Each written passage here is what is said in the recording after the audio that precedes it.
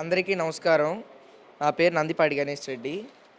ఇగో చూశారు ఇక్కడ మరో వారాహి యాత్ర పిఠాపురం నుంచి ప్రారంభం చేస్తున్నారు పవన్ కళ్యాణ్ గారు అని ఈరోజు వినుకొండ వార్త పేపర్లో వేయడం జరిగింది.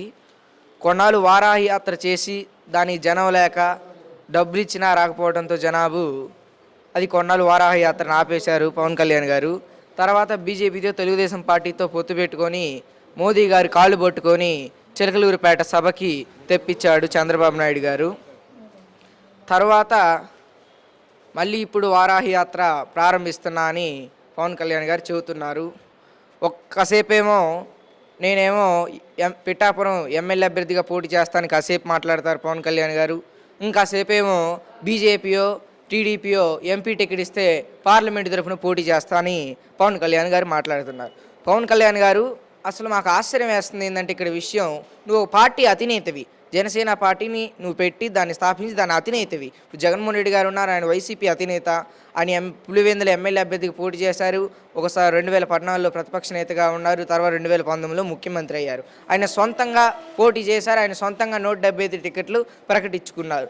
నువ్వు అట్లా కాదా, నువ్వు పార్టీ పెట్టేందుకు కాసేపేమో ఆ పార్టీతో పొత్తంటావు, కాసేపేమో ఈ పార్టీతో పొత్తంటావు, జగన్మోహన్ రెడ్డి నేను దింపుతానంటావు. నువ్వు ముందు ఎమ్మెల్యే ఏది చూసుకోవాలి కానీ జగన్మోహన్ రెడ్డి గారిని దింపేది నాకు అర్థం కావట్లా.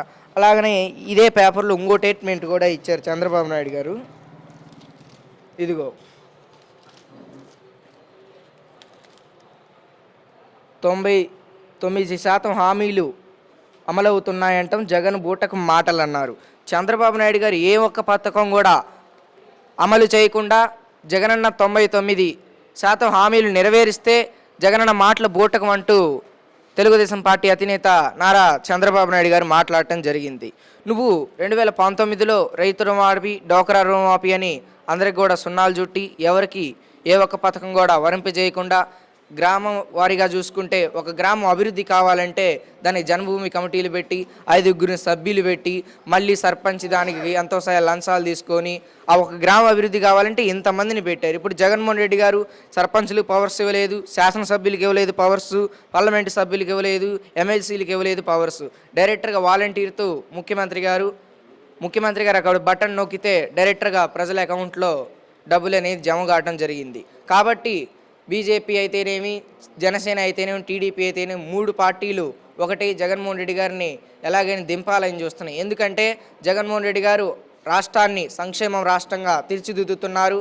పేద ప్రజలకి అన్ని విధాలుగా డబ్బులు పంపించే విధానం, ఆర్థికంగా సహాయ సహకార్యాలు అందిస్తున్నారు. మనం ఇచ్చిన హామీలను ఎవరు నమ్మట్లేదు.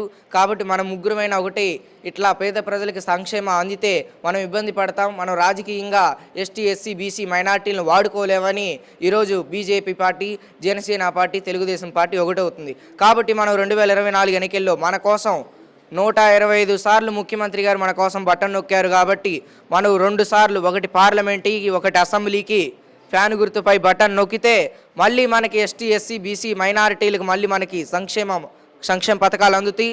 గతంలో లాగా మళ్ళీ వాలంటీర్ వ్యవస్థ ఉంటుంది ఇప్పట్లాగానే. నెక్స్ట్ మళ్ళీ ముఖ్యమంత్రిగా జగన్మోహన్ రెడ్డి గారిని చేసుకుంటే, లేకపోతే మీకు చంద్రముఖి సైకిల్ ఎక్కుద్ది, గ్లాసు పట్టుకొని మన పేదల రక్తం తాగడానికి వస్తుంది. కాబట్టి మనం అందరం కూడా 2024 ఎన్నికల్లో ఒకటి పార్లమెంట్కి, ఒకటి అసెంబ్లీకి ఫ్యాన్ గుర్తుపై ఓటేసి జగన్ను గెలిపించవలసిందిగా కోరుచున్నాం. జై జగన్.